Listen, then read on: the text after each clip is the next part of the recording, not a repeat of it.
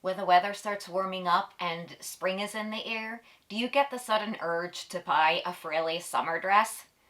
Well, if you did, so did the Edwardians.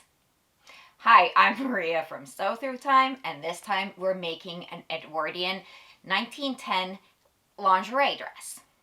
A lingerie dress, despite its name, is actually outerwear, and it got its name from the underwear of the era because it was made out of the similar sort of materials like thin silks or cotton or linen lawn, and using a lot of the same techniques that were usually typically worn in underwear, like insertion lace, pin tucks, and ruffles.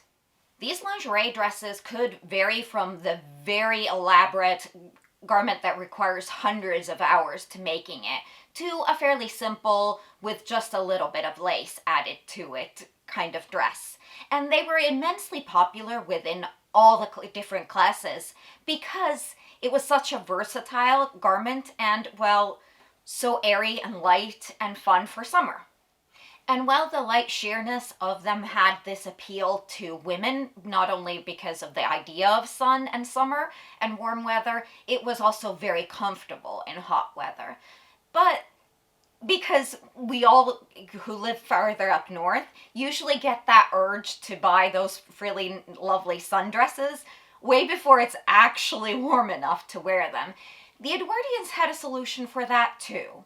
They would either wear more substantial slip dresses underneath the dresses that could be made out of silks or wools, and they were often different colored so that it would show kind of through the sheer, often white lawn dress, so that it would give a different appearance to the dress. And this way you could only have one lingerie dress and have several slips underneath and change the look of the dress. Another solution of making these garments last for a longer time than just that really hot summer bit was making them out of a thin wool instead.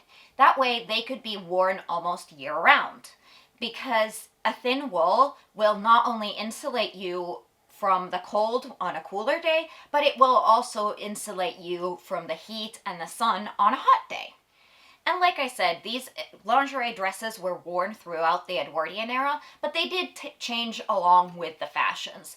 In the start of the turn of the century, they were usually two-piece garments like dresses of that era typically were, and they would be the length and the shape that was fashionable for clothing in that era. And then they changed along with the fashion into the 19 teens to a one-piece dress, and again, the hemlines and the shape of the garments would be, again, the fashionable shape. They just kept the idea of lingerie with them. This time I wanted to make a garment that is fairly simple and easy to wear, so not a lot of details, but still has that lingerie dress frills and lace. So I kept it fairly simple, and I used a lightweight, tropical weight wool suiting that I had in my stash to give it more versatility so that it would go further into the spring and fall as well as summer wear. For my pattern, I'm using a reproduction pattern from Wearing History called the Eliza dress. It is from 1910, and that's an interesting year in fashion because it's kind of the transitional time between the more pigeon bust Edwardian silhouette and the much more straighter, slimmer silhouette of the early 19 teens. So it kind of still has that reminiscent of the pigeon bust, but it is clearly meant to be worn with a newer corset and has a much more slim silhouette than the earlier styles. Before we get started, here are a few notes on this pattern. This is a 36 bust, and I'm a 38 bust, so I made it slightly bigger on the bust area.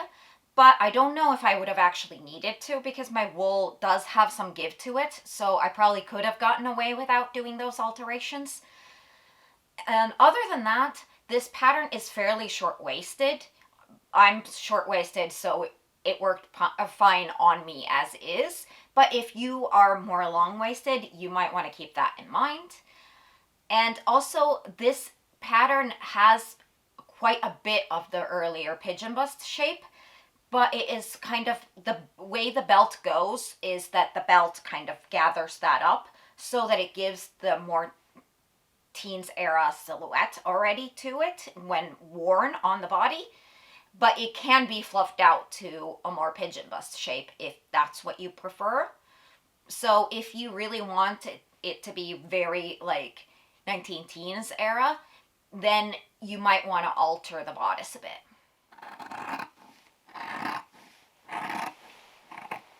Because the pattern is a 36-inch bust, I decided to add a little bit here in the front side and front pieces so that that could like accommodate my slightly bigger bust. And then because the waist is a 25-inch and the hip also might be a little snug on me, so I added also on the side gores a little bit. And hopefully that will be enough so that I don't actually have to redraft anything. I start by sewing the center pieces to the side pieces and press the seam flat. Then I fold the fabric to make the tucked bretelle effect and iron the tucks in place, and then top stitch them. Then I stitch the shoulder seams and then add lace to the bretelles.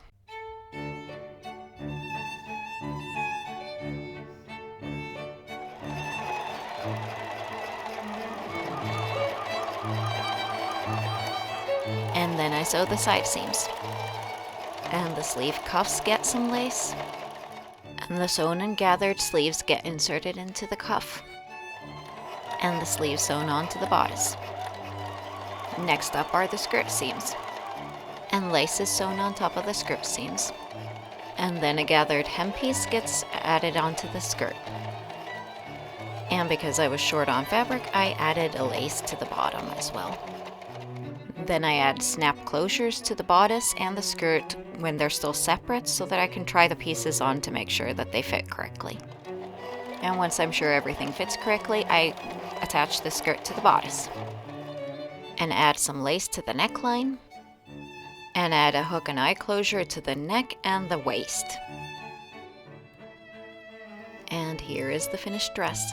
I'm really quite happy with it. It's a very interesting transitional style, and though here I styled it like a proper adult lady would, I think I'll enjoy wearing this with like half updos and braids, like a teenager of the era would have. And with that idea in mind, I didn't actually finish the belt that was supposed to go with this dress, but wore just a ribbon instead. I might still make the belt later, but right now I prefer the ribbon. I'll leave you guys with a few more shots of the dress, and I hope you enjoyed this video, and if you did, please hit that like button because it really does help out in this world. And if you haven't already subscribed and you want to do that, then go ahead and do that, because I at least hope to see you again next time. Bye!